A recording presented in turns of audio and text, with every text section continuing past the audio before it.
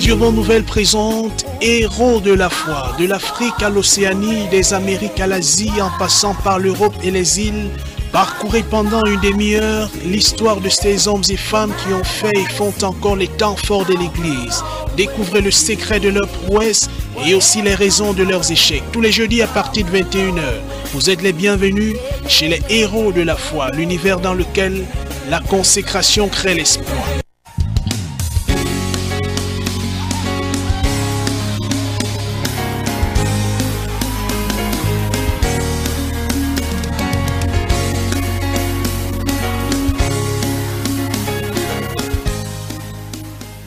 Vous écoutez Radio Bonne Nouvelle, bonsoir et bienvenue, vous êtes en direct, la 99.6 CFM située au Feu Rouge Bessengue en ce jour spécial où une certaine frange de la communauté chrétienne célèbre la montée de Jésus-Christ au ciel.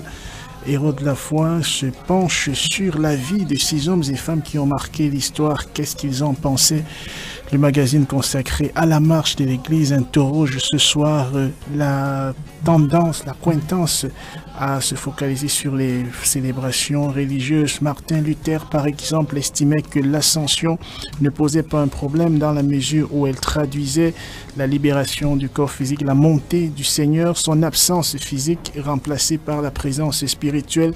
Watchman Nee, en revanche, le prédicateur chinois, auteur de multiples cellules de prière du côté de la Chine et acteur majeur du réveil, estimait que c'était une fête dont il fallait tout simplement se départir parce qu'elle avait des origines et des inspirations non bibliques. Alors, tout cela, ces différentes positions traduisent à suffisance la difficulté, l'embarras de certains chrétiens quant à se positionner à ce qui concerne la célébration de l'Ascension. Nous sommes justement ce jeudi 10 mai, jour d'Ascension. Faut-il que l'Église se joigne à cette célébration? Qu'est-ce que cela représente? Qu'est-ce que cela représenterait? Et l'accoutumance aux différentes célébrations traduisent-elles une marche dans le bon sens de l'Église ou une régression sur le plan spirituel? Voilà la thématique de ce jour, émission quelque peu décalée du format habituel des héros de la foi. Héros de la foi interroge la marche de l'Église avec quelques invités ce soir.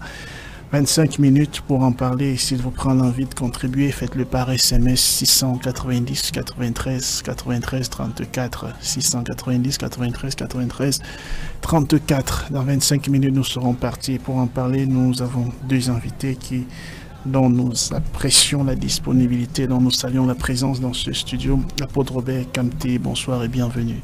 Bonsoir Patrick, bonsoir à tous nos auditeurs, bonsoir à tous ceux qui nous écoutent ce soir. Et bien, nous pensons que le Seigneur va nous conduire encore pour ces 25 minutes. Très bien, merci d'avoir fait le déplacement malgré un agenda extrêmement chargé. L'évangéliste Élie Bertrand Tchabda, auquel nous disons également bonsoir et bienvenue. Bonsoir Patrick, bonsoir à tous les auditeurs des Héros de la foi ce soir, bonsoir à mon copanéliste ce soir, bonsoir à tous les auditeurs qui nous écoutent. Très bien, alors j'ai fait la liste des différents serviteurs de Dieu qui ont marqué l'histoire de l'Église et leur positionnement par rapport aux différentes fêtes religieuses et en particulier la fête de l'Ascension. Les avis sont particulièrement divergents de Martin Luther qui a organisé le schisme, par lequel le schisme est venu de l'Église catholique et qui a entraîné la naissance du protestantisme qui lui ne voyait pas de problème en évoluant vers Watchman Nee, même jusqu'à nos jours Paul Yonggi-Cho et les autres Reinhard Bonnke et bien d'autres. Les avis sont radicalement divergents. Alors je vais te poser la question, pourquoi la fête de l'Ascension pose problème? La parole est à qui veut la prendre? Ben, moi je vais dire... je prends la parole le premier, Tchabda. Allez-y. Je vais simplement dire que moi, ça ne me pose pas de problème. Je vous ai dit en antenne que, en ce qui me concerne, en réalité, pour moi, chaque jour est un jour de fête. Pour un véritable chrétien, il doit fêter tous les jours. Je ne pense pas qu'on doit garder ou chercher à garder un jour particulier où nous irons faire des choses particulières. Parce que c'est un jour de l'Ascension, il y a même l'Ascension, il y a même l'Assomption. Il y a tellement de fêtes que si on devait pouvoir s'y affairer, on n'aura que l'embarras du choix. Maintenant, si je rentre dans l'Ancien Testament, il y a cette fête juive, la fête de pain sans levain, la fête des tabernacles, la fête de l'expiation et autres, la fête des prémices. Il y a tellement de fêtes. Bon, maintenant, nous avons traversé l'Ancien Testament pour être dans le Nouveau Testament. Dans le Nouveau Testament également, j'ai viens de lire un tout petit peu l'apôtre Paul qui on voulait qu'il reste un peu plus longtemps. Tout à l'heure, je vais vous donner le chapitre. Alors, il a dit non, il faut que je fasse la fête de la Pentecôte à Jérusalem. Bon, donc, est-ce que cela avait une particularité? Maintenant, quand je suis allé lire dans Colossiens, chapitre 2, le verset 16, le même Paul, il nous a demandé de faire attention qu'on ne joue pas à partir d'une fête. Non, en ce qui me concerne, en réalité, si quelqu'un veut faire, si un pasteur veut faire un culte particulier le jour de l'ascension du Seigneur Jésus, s'il veut, si c'est un jour férié comme aujourd'hui et qu'il veut faire une réunion spéciale à son église, je n'ai pas de problème. Mais moi, j'en fais pas, j'ai pas fait. Mais si un frère veut prier ce jour-là à son église, ok, frère, c'est un jour un jour libre. Alors retournons à l'église et prions. Je n'ai pas de problème. Bon, maintenant, ceux qui vont en faire un jour pour idolâtrer, un jour, machin, non, je crois qu'il faut faire très attention et puis laisser les choses aller. Moi, je ne veux pas dire que si tu fais une réunion le jour de l'ascension, tu as péché. Si tu n'en fais pas, tu as péché. Je suis pas de ce côté-là, je suis assez équilibré. Non, mais il voulait prendre la parole pour dire que je crois si ce n'est pas Père Camto, c'est le fils Camto qui avait dit la même chose ici, c'est le même principe, c'est pour la fête de Noël sur ses antennes, c'est toujours en disant que chaque jour c'est on fait la naissance de Jésus. Si chaque jour on fait la naissance de Jésus et que chaque jour encore on fait l'ascension de Jésus, c'est un problème. Le jour il est né, c'est pas le jour il est monté aussi, c'est pour ça que je sens de prendre la parole. C'était juste pour mettre un peu de l'ambiance dans la salle. Mais je voulais dire quelque chose, c'est dans le livre des Proverbes chapitre 19 verset 16, la Bible déclare dans la partie A que celui qui garde ce qui est commandé garde son âme. Ça veut dire que le commandement, l'obéissance au commandement nous préserve de l'âme, dans notre âme. En réalité, ce qui se passe, c'est que lorsqu'on lit l'histoire de la Bible, avant de toucher le cadre, de le commenter sur Matthieu et puis Washinawani, dont vous avez fait état dans votre introduction, lorsqu'on lit l'histoire de la Bible, on voit effectivement qu'il y a une certaine chose que Lucifer a toujours voulu faire à l'œuvre de Dieu. Chaque fois quand Satan a coopté les sacrificateurs, ceux qui sont censés conduire le peuple de Dieu, comme dans le cas des pharisiens et des sadducéens, on voit toujours qu'ils placent les traditions au détriment du commandement de Dieu. Et c'est ce qui crée le problème. Ils ne déplacent pas des choses très loin, ils déplacent toujours les hérésies, les hérésies elles-mêmes sortent de la Bible. Il suffit de prendre certaines doctrines, le groupe de la gnose, les développements qu'on en fait, la franc-maçonnerie tire des choses. Par exemple, vous allez voir dans la franc-maçonnerie, ce qu'on appelle les religions à mystère, ils vont prendre certains extraits. Jésus, dans Jean chapitre 8, écrivait au sol. Il pose la question, qu'est-ce qu'il écrivait au sol?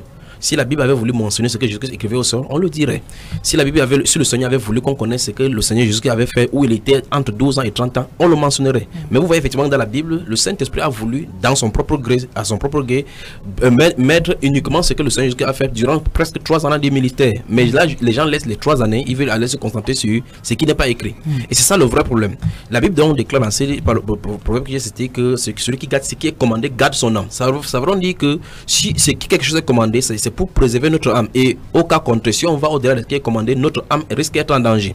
Maintenant, nous voyons cette fête-là débuter à partir du 4e siècle. Alors, donc, ça veut dire que la naissance de l'Église catholique, et c'est justement cette institution-là qui va instituer plusieurs fêtes dites cardinales au milieu des institutions. Aujourd'hui, lorsque vous entendez presque dans tous les médias, on va dire que les chrétiens du monde entier célèbrent la fête de l'ascension de Jésus. Il faut qu'on dise aux gens qu'il y a des gens qui vont au sens opposé avec cela, parce qu'on doit garder ce qui est commandé. Il n'est nulle part dont fait mention du fait qu'on doit célébrer cela. Par exemple, nous voyons dans la Bible, dans Marc chapitre 7, Jésus reproche justement au groupe de pharisiens qu'ils mettent leur tradition en marche par rapport au commandement de Dieu, et ils insistent que les hommes puissent obéir à cela. Maintenant, quand le pasteur dit qu'il ne voit pas de mal à cela, c'est la même chose qu'on a dit pour la fête de Noël. Nous voyons là une espèce de compromission, parce qu'en réalité, Dieu ne nous a pas demandé de le faire. Plutôt, nous voyons dans 1 Corinthiens chapitre 5, si nous lisons le verset 7, nous voyons effectivement quand l'apôtre Paul dit que Christ, notre Pâque, a été immolé, puis il dit célébrons donc la fête non avec des pains, avec, quoi, non avec le vin de le vin de la malice. Et dans 1 Corinthiens chapitre 11, où il parle de cette célébration, il dit, en citant la parole du Seigneur Jésus, que j'ai reçu du Seigneur ce que je vous ai appris, que le jour, la nuit où vous livrez, pris du pain. Et puis il dit, le Seigneur, il cite encore ce que le Seigneur a dit aux 11 apôtres en disant, Jésus a insisté. Si le Seigneur a insisté à l'apôtre Paul longtemps après avoir révélé, célébré ça physiquement avec ses apôtres, et qu'il a expliqué dans la révélation l'événement qui s'est passé dans la soirée, ça veut dire qu'il tient véritablement à cela. Et l'apôtre Paul cite dans 1 Corinthiens chapitre 11 en disant, faites ceci en mémoire de moi. Et quand nous disons dans le commandement où le Seigneur Jésus a fêté cela dans Luc chapitre 22, Jean chapitre 13, nous voyons effectivement que le Jésus a dit, vous savez ces choses, vous êtes heureux pourvu que vous les pratiquiez. Donc il dit, vous avez vu cela, pratiquer. Donc alors la seule fête donc de l'église, ce qui concerne l'église, c'est la seule fête, c'est la fête de la Pâque, c'est-à-dire que la mort de Jésus. Parce que dans 1 Corinthiens 11, il a dit, chaque fois qu'on fera cela, on annoncera la mort. Donc il n'est pas question d'annoncer la résurrection du Seigneur Jésus. Le jour où il est ressuscité, il a dit à Marie là-bas, ne me touche pas, je ne suis pas encore monté, dans Jean chapitre 19, je ne suis pas encore monté vers mon Père. Et quand il est monté pour expier, parce qu'il fallait qu'il sanctifie le chemin, les choses du céleste, il est revenu maintenant, on pouvait le toucher, il pouvait manger, ainsi de suite. Donc en réalité, ça veut dire que le chrétien... Donc la seule fête qui a droit de citer à l'église, c'est la Pâque. Exactement. Ça veut dire que toute autre fête qu'on institue au milieu de l'église, c'est une tradition d'homme. Mais le point important, c'est ici. C'est que, souvenons-nous qu'on ne décale pas des choses loin des choses de Dieu. C'est pour ça que les doctrines peuvent il y a un habillage spirituel. Par exemple, lorsque nous parlions ici, l'une des années, nous avons parlé sur le Vincent d'Exemple. Vous allez voir, ils ne diront jamais que le Vincent d'Exemple, c'est la naissance de Satan. Ils ne diront pas, ils vont toujours parler de Christ. Mais en toile de fond se trouve dans les célébrations païennes. Parce que vous allez remarquer, je crois que l'une des émissions, si nous faisons des émissions, il faut qu'on voit les origines de toutes ces choses-là. Parce qu'en réalité, on fait avec la connotation chrétienne. C'est tout simplement parce que si on célèbre ceci à milieu de l'église, je dirais tout simplement que lorsqu'on est riche, on cherche toujours la distraction. Rome est tellement riche qu'elle cherche comment se distraire. Il trouve des stratagèmes pour pouvoir impliquer les gens dans l'idolâtrie. Les chrétiens ne doivent pas célébrer cela parce que, enfin, toute fête que l'église catholique, il n'y a aucune fête que l'église catholique célèbre ou bien a ordonné de célébrer qui est scripturaire. Parce qu'en toile de fond, nous avons vu une fois ici, en lisant les deux Babylone d'Alexander Hislop et puis particulièrement l'histoire de l'église catholique des villes d'Iran, nous avons vu effectivement comment il démontre dans ces documents que la festivité païenne qu'on avait célébrée dans toutes les dimensions, l'église catholique n'a pas rompu avec cela dans la population, c'est-à-dire la conversion, comme on a vu l'apôtre Paul à Thessalonique, il a fait que les gens abandonnent les idoles pour servir le Dieu vivant et vrai. On a plutôt christianisé des sources d'eau, des amulettes, ainsi de suite, et donné le nom païen, le nom chrétien. Par conséquent, aujourd'hui, beaucoup de personnes fêtent victoire, Saint Joseph, ils croient avec la connotation de Joseph, ils pensent que c'est ces personnages de la Bible qui sont célébrés, pourtant en temps de fond, c'est tous ces esprits. Or, la Bible déclare qu'il faut qu'on soit en communion avec les démons. Voilà. Alors, je voulais ajouter sur ce que mon frère dit pour dire qu'en réalité, si on va plus loin et on se rend compte même l'Eucharistie qui est fait comme étant la communion, c'est fait en forme du soleil. Et quand ils prennent l'Eucharistie, ils lèvent au ciel, ils dédient ça au Dieu soleil. Puis on buse, on fait manger aux gens, alors qu'en fait, on est en train d'adorer des idoles. C'est terrible. Bon, le peuple a décidé que le jour d'adoration, ce sera le dimanche. Le jour pour aller à l'église, ce sera le dimanche. Et l'historien dit que, comme les chrétiens adoraient Dieu le dimanche en commémoration de la résurrection du Seigneur Jésus-Christ, et que les mondains adoraient, je veux dire, les satanistes adoraient Dieu le lundi, le dimanche à cause du Dieu soleil, le Sunday, le Dieu du soleil. Alors ça a arrangé Constantin pour que il puisse mettre ce jour-là comme le dimanche comme étant le jour d'adoration de Dieu soleil pour contenter les chrétiens et les païens en même temps. Maintenant, je veux dire que moi, je ne pense même pas qu'il y ait une fête prescrite dans la Bible. Dans le Nouveau Testament que nous devions, si on va dans l'Ancien Testament, bien entendu, il y a les 7 fêtes juives qui sont prescrites par l'Éternel. Vous réjouirez ce jour-là, vos filles, vos femmes, vous réjouir. Maintenant, dans le Nouveau Testament, je ne sais pas s'il y a une fête qui nous a été prescrite. Quand Paul dit, quand Christ dit, vous faites en mémoire de moi, c'est pas une fête en fait, c'est la communion. Commémoration. C'est la communion, quand on donne la Sainte Seine. Faites ça en mémoire de moi. Il dit, bon, vous faites ça en mémoire de moi. Donc, c'est pas une fête, mais c'est... Moi, je pense que nous devons fêter chaque jour. Le chrétien doit être content chaque jour. Donc, alors moi, quand je donne la communion à l'église, quand on donne la Sainte Seine à l'église, c'est cette Pâques-là que nous donnons à l'église. Moi, je le fais une fois par mois. c'est la Pâque, la mort du Seigneur Jésus. Je veux dire, quand il est mort pour nous, quand il avait son sang pour nous, il a dit, bon voilà, je vous donne ce pain, je vous donne cette coupe-là, la coupe de la nouvelle alliance qui a fait à mon sang. Donc, en ce qui me concerne, je ne suis pas trop faite. Très bien. Je ne suis pas trop faite. Donc, je vais lire quand même quelques extraits ici dans la Bible pour étayer notre lanterne. J'ai regardé tout à l'heure là dans le livre de Actes des Apôtres chapitre 18 le verset 21 qui dit: mais il n'y consentit point et il prit congé d'eux en disant: il faut absolument que je célèbre la fête prochaine à Jérusalem. Je reviendrai vers vous si Dieu le veut. Et il partit d'Éphèse. Donc c'est Paul qui dit que moi je vais la fête prochaine, là, je vais la fêter. Est-ce que Paul le disait? Il dit, bon, on voulait que le pasteur reste pour enseigner à nouveau, pour continuer de pastoriser, de mettre de l'ordre. Il dit, non, moi, cette fête-là, prochaine, là, moi, je vais la passer à Jérusalem. Maintenant, je vais plus loin dans 1 Corinthiens, chapitre 1er, il est dit, c'est le bon don, comme c'était... chapitre 5, verset 7. Voilà, verset 8, ici, dit, c'est le bon don, la fête non avec du vieux levain. En fait, c'est pas la fête charnelle, là. Ça, c'est sur le plan spirituel. La vie de l'église. La vie de l'église, voilà. Non avec du vieux levain, non avec le levain malice et de la méchanceté, mais avec les pains sans levain de la pureté. Donc, le pain sans levain, c'est la pureté, c'est la sainteté. C'est-à-dire qu'à mener une vie propre, sainte, etc. C'est pas la fête physique des enfants aujourd'hui. Les mêmes gens qui vont fêter, le lendemain, vous les voyez, pas le lendemain, après la fête à l'église, ils sont dans tous les bistrots, et puis ils cassent les champagnes. Et tout ça, alors qu'ils étaient en train d'adorer. Pour terminer, dans Colossiens chapitre 2 verset 16, il est dit que personne d'autre ne vous juge au sujet du manger ou du boire ou au sujet d'une fête, d'une nouvelle lune ou le sabbat. Donc, en ce qui me concerne, je ne fais pas de fête. Même la Pâque dont on parle, ma Pâque, c'est chaque fois que je donne la communion à l'église, c'est la Pâque. Maintenant, si la Pâque tombe un vendredi, c'est un jour férié, samedi est férié, dimanche est férié, moi j'organise une retraite spirituelle. Non pas parce que c'est une fête, mais parce que c'est un jour férié. Oui, là, en fonction de la disponibilité des gens. Très bien. Voilà.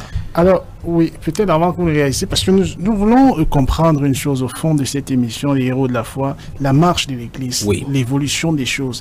On est parti d'une génération où l'Église, entre guillemets, tout entière, validait ces fêtes. Et puis, il y a eu des serviteurs de Dieu qui les ont contestés. Watchmani, John Wesley. Et puis, on a le sentiment qu'en cette génération, tout le monde est embarqué dans la célébration des fêtes. Est-ce qu'on est donc en train d'avancer ou en train de régresser? En réalité, sur le plan humain, on va voir effectivement, c'est comme si Dieu a quitté la scène. Mais le Saint-Esprit est à l'œuvre à l'église depuis que le Seigneur Jésus-Christ a dit dans Matthieu chapitre 16, je bâtirai mon église. Il a dit les portes du Seigneur ne prévaudront point contre elle. C'est vrai dire que même s'il y a deux personnes qui constituent ce corps-là dans une localité, le Seigneur est au courant d'eux. Maintenant, ce que vous en avez dit, effectivement, quand on lit dans la période, en lisant l'histoire de l'église, dans le livre d'Apocalypse, on voit effectivement comment le Seigneur reproche à cette église est particulièrement la dernière église qui nous intéresse.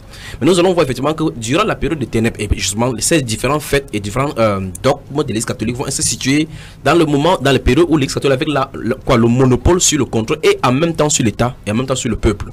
De telle enseigne que, à l'issue du conseil des 325, du 72 ou 325 avec Constantin, nous voyons effectivement qu'à ce moment-là, la grande entité babylonienne a absorbé la chose chrétienne et commence à christianiser, comme je l'ai dit dans mes propos. Par conséquent, depuis ce moment-là, il n'y avait pas de voie de contestation. Vient maintenant le Seigneur Jésus-Christ qui a suscité Matthieu Luther dès le départ avec le juste vivant par la foi. Parce qu'en réalité, la parole qui sort dans mon juste vivant par la foi dans cette Romains chapitre 1 verset 17 là-bas de Matthieu Luther n'est pas portée pour réformer totalement l'église. C'était parce qu'à ce moment de cette période-là particulièrement, il y avait la vente d'indulgence et le Saint-Esprit combattait cela. Donc la proportion de lumière que le Seigneur donne, c'est pas en fonction de la proportion des ténèbres. Mais maintenant, Dieu a promis dans la Sainte Écriture que au temps du soir, la lumière apparaîtra. Quand la lumière vient, c'est pour mettre en nu tout ce qui est caché. Parce que en fait, pour que l'église puisse entrer dans la rédemption totale, ce que nous attendons, l'enlèvement, il va falloir qu'on soit sans tache ni ride. Et par conséquent, à la fin, donc, le Seigneur Jésus suscite donc des gens avec des éclairages, parce qu'il a dit que la connaissance augmentera. Et donc, qu'est-ce qu'il fait? Il fait mettre des points sur les i, là où on avait déplacé pour que tout soit parfait tel qu'il a laissé. Donc, la seule chose, c'est que l'église évolue dans le sens de l'évolution de Dieu, mais va au sens courant parce que nous voyons la dépravation telle que prophétisée par le Seigneur. Donc, la dépravation est prophétisée par le Seigneur, l'église va dans son sens comme le Seigneur a dit. Mais voici le vrai problème, c'est que l'entité appelée l'église catholique qui a féodé et constitue la grande majorité, pratique ces choses au fil de tous, puisque ça sera télévisé partout et annoncé partout. Et l'une des choses encore, c'est ces choses-là impliquent automatiquement le férié. Ça veut dire qu'elle a toujours le pouvoir sur les États. De telle façon que son jour qu'il a imposé impose férié. Parce que je crois que c'est chaque 10 mai, enfin c'est chaque jeudi 10 mai que ça se passe après 40 jours après leur fête des Pâques. Maintenant, ce que je dit, c'est que vous remarquez effectivement que cette entité-là a toujours le pouvoir. Le fait que l'église, ceux qui sont en marche et vont à contre-courant de toute cette festivité-là, ne sont pas en vue, ou bien ne sont pas n'ont pas le pouvoir, non seulement financier et médiatique, pour pouvoir diffuser la vérité. Ils sont très peu audibles. Exactement. Et par conséquent, le mensonge est pris pour la vérité. Mais le Saint-Esprit est à l'œuvre. Le Saint-Esprit à l'œuvre, le Saint-Esprit ira jusqu'à enlever son épouse, l'épouse du Seigneur Jésus-Christ sur la scène. Très bien. Alors, nous parlons ici, puisque nous parlons de l'émission Héros de la foi qui fait un peu ausculte la vie et la marche de l'Église, et les temps forts, les hommes qui ont marqué et les événements qui font les temps forts de l'Église. Dans les années 90, par exemple, vous avez une longue expérience dans la marche de l'Église. Ces fêtes étaient pratiquement exclues, interdites dans le milieu qui se revendique du réveil. Dans les années 2000, on a vu qu'une espèce de solidarité vis-à-vis de ça. Aujourd'hui, l'effet d'entraînement est remarquable. La plupart des églises, des mouvements se réclamant de réveil sont impliqués dans ces fêtes. Et la question est de savoir donc, est-ce que c'est une évolution dans le bon sens ou c'est une régression qu'il faudrait déplorer? De même que nous croyons que tout ce qui s'appelle Israël n'est pas juif. Tout ce qui s'appelle Israël n'est pas juif. Il y a les plus juifs orthodoxes. Et je vous dis que le monde religieux a manqué le but. Il n'y a pas de monde religieux. Or, quand le monde religieux a manqué le but, il y a une particularité où il y a une minorité dans le monde religieux qui ont eu la révélation la révélation de la parole de Dieu pour notre heure et qui ont découvert par la grâce de Dieu, qui ont eu la révélation du temps dans lequel nous sommes. Comme disait mon frère, si vous prenez vous prenez ce que nous pensons de la vérité de la Bible pour aller à la télé et que vous le dites, personne ne vous croira. Maintenant, si vous prenez ceux qui racontent pas mal de choses, de stupides, et puis qu'on croit être la vérité, et bien ils ont plus accepté parce qu'en réalité, les gens n'aiment pas le renoncement. Les gens n'aiment pas que vous leur dites ne faites pas ceci ou ne faites pas cela. Ils veulent bien aller à l'église, ils veulent bien pouvoir servir ce qu'ils appellent Dieu, mais après, aller faire ce qu'ils veulent. C'est-à-dire qu'il ne faut pas qu'on leur demande de se repentir et de changer complètement de vie. Et il faut aller à l'église, puis boire son alcool à la maison le soir, ça ne gêne personne. Alors, peut-être je reformule la question autrement. Ça, vous ne perdez pas le fil des idées. Un chrétien qui, en 1990, pensait de façon formelle que jamais il faut s'approcher de la fête de l'Ascension. En 2000, il estime que c'est pas grave si on célèbre la fête de l'Ascension. En 2018, il lui-même s'investit dans la fête de l'Ascension. Alors la question qui me vient à l'esprit, est-ce que lui, il est en train d'avancer d'un point de vue spirituel? Est-ce qu'il a eu l'éclairage, la révélation, ou alors il régresse? Non, mais je crois que au fur et à mesure que le temps avance, la dépravation, n'est-ce pas, s'augmente et Satan double des efforts parce que nous sommes dans un monde où il y a un combat entre Dieu et Satan, un combat entre l'Église chrétienne qui est née de nouveau et l'église chrétienne nominale. Il y a un combat. Maintenant, Satan cherche à vaincre et il marque le point. La civilisation, la télévision, le WhatsApp, le YouTube et tout cela concourt pour que Satan gagne du terrain. Donc, je vais vous dire, répondre plus directement pour dire, moi, je suis de ceux qui ont commencé dans la première église, je veux dire, pentecôtiste au Cameroun. La première église pentecôtiste au Cameroun, c'est l'église, l'Assemblée chrétienne témoin de Christ. Nous avons, qui est née vers 1964. Et quand vous regardez même dans les papiers, cette église a été autorisée avant l'église catholique. Est-ce que vous comprenez ça? Bon, maintenant, quand j'ai cru en 1973, dans l'Assemblée chrétienne, on ne pouvait pas voir une femme porter un pantalon. On ne voyait même pas les femmes mettre des boucles d'oreilles, encore moins les rouges à lèvres. Mais je m'en suis rendu compte qu'aujourd'hui, certaines personnes dans ces églises-là... Le pasteur, comme il vous pose la question, est-ce que vous prêcherez contre ces choses-là aujourd'hui? Si. Ok. Dans mon église, on ne met pas les pantalons. Dans mon église, on ne met pas les rouges à lèvres. Mais pourquoi ça doit être seulement dans l'église? Non, je dis je prêche à l'église. Oui. Donc, les bébés qui croient en moi et qui croient ce que j'enseigne ne portent pas de rouge à lèvres, ne mettent pas de rouge à lèvres, ne portent pas de pantalons pour les femmes, ne mettent pas les bijoux. Alors donc il y a eu... Voilà, donc il y a eu, pour moi, il y a eu une régression. Il y a eu une régression, très bien. Il y a eu une régression par rapport au moment où j'ai cru à l'église pentecôtiste et aujourd'hui. C'est-à-dire que, et même la majorité des églises pentecôtistes qui sont venus aujourd'hui prêchent plutôt pour de l'argent. Très bien.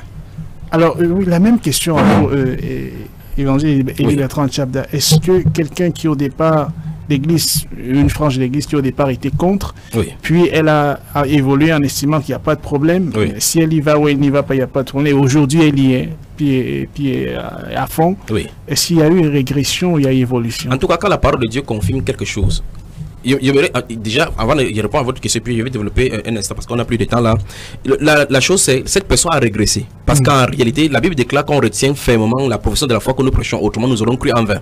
Donc en clair, nous voyons effectivement que l'esprit de compromission entre en commençant par des petites choses. Lorsqu'on tolère, et comme on a dit dans l'histoire de l'église, nous voyons les méthodistes qui ont commencé comme ça. Les méthodistes ont chuté justement à cause de ces choses lorsqu'on commence à tolérer que certaines choses arrivent là au milieu, à un moment donné, ils ne peuvent plus maîtriser. Les baptistes ont commencé, on a vu effectivement la fédération des protestants de France, comment ils ont commencé avec l'homosexualité. Le simple fait qu'on mette cela en débat, en mettant certaines parties de l'écriture en débat, pose déjà problème. C'est quelque chose qu'il faut arrêter. C'est pour ça que les gens doivent martelés. Mais comme il n'y a pas de temps, j'aimerais bien conclure ici sur mes paroles en disant ceci. Vous regardez la progression et la mutation au fil du temps que l'Église catholique a eu. Lorsque Néron était au pouvoir, et c'est l'une des figures des matraquages contre les chrétiens, il utilisait les lions dans le cycle pour pouvoir se distraire. Maintenant, l'Église catholique a muté en changeant, en comprenant effectivement qu'il faut battre les chrétiens dans leur propre écriture, exactement comme ils avaient fait avec Daniel, que nous ne trouvons rien à leur reprocher, sinon dans la parole. Donc au lieu de se distraire maintenant en tuant les chrétiens avec les lions, avec la persécution, parce que c'est obsolète maintenant, qu'est-ce qu'ils font? Ils tuent les chrétiens en leur donnant des traditions d'hommes. C'est ce que les catholiques font. Les catholiques est abominable. Alors, qu'est-ce que vous pensez de l'ascension? Il y en a qui sont embarrassés. Est-ce qu'il faut y aller ou il ne faudrait pas y aller? Enfin, de toute façon, d'après ce que nous sommes développés ici, tout ce qui sort de l'Église catholique doit être mis de côté. Depuis les doctrines jusqu'à les documents, il faut les brûler. Voilà. Alors, donc, nous allons malheureusement vers la fin du temps. Vous êtes plus nuancé que l'évangéliste. Non. Je ne crois pas qu'on doit faire des fêtes. Ça, je ne suis pas... Bon, maintenant, je ne veux pas aller condamner les gens par rapport à cela. Je veux dire que si quelqu'un pense qu'il doit réunir son église un certain jour, parce que ce jour-là est un jour férié, pas parce que c'est une fête, je dis bien, c'est un jour férié. Alors moi, j'organise les séries de réunions quand il y a un long week-end créé par des fêtes. Moi, je fais mes réunions et je vous ai dit que je fais tous les jours. Très bien. Voilà. Alors, le mot de la fin pour la dernière minute qui nous reste, héros de la foi, l'église et les fêtes, c'est un indicateur. C'est un indicateur, tout simplement, le simple fait, parce que vous avez signifié que depuis 1990, on ne voyait pas ces choses, et on trouve cela en plein milieu pentecôtiste aujourd'hui. Nous voyons effectivement qu'en réalité, c'est le retour à la case départ, comme l'Église catholique a lancé la sonnette d'alarme en disant c'est fini de retourner à la maison. Nous voyons donc ces réunions s'est passées dans le Conseil mondial des églises. Tout ceci montre clairement que tous ces compromissions vont pousser dans les églises filles à retourner à l'intérieur et applaudir, à acclamer la main et communier avec elles. Nous voyons effectivement, ce n'est pas seulement ce cas, nous voyons les franges, certaines franges des pentecôtistes commencer à aborder même l'attroupement, les soutans avec même les crucifix avec des blagues catholiques en disant qu'il n'y a pas de mal à cela. C'est cette phrase, il n'y a pas de mal à cela, qui fait de l'enseignement qu'on peut entrer dans la compromission et finalement c'est noyé. Et j'ai dit ce qui est dit ici dans Proverbe chapitre 19 verset 16, que celui qui garde ce qui est commandé garde son âme. Très bien, merci, ce sera le mot de la fin. Merci infiniment pour Kamté d'être passé. Merci Elie Bertrand Tchabda. Merci à vous, chers auditeurs, d'avoir fait le parcours avec nous. Héros de la foi, l'émission qui interroge la marche, l'évolution de l'Église et qui met en lumière la vie de ces hommes et femmes et même de ces événements qui ont fait et font encore les temps forts de l'histoire de l'Église. Nous revenons la semaine prochaine à la même heure et bien sûr sur la même fréquence. À très bientôt. Shalom.